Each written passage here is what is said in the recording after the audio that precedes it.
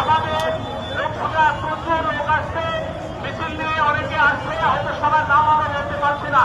দুঃখিত, আপনারা মিছিল নিয়ে সবাই ভিতরে এসে বসে যান। আর যারা রাস্তায় আছেন দয়া করে আপনারা ভিতরে নেমে আসেন। ধন্যবাদ জনাব শাহজাহান। এই পর্যায়ে আপনাদের সঙ্গে বক্তব্য রাখছেন বাংলাদেশ জাতীয়তাবাদী ছাত্র দল জেলা শাখার সামনে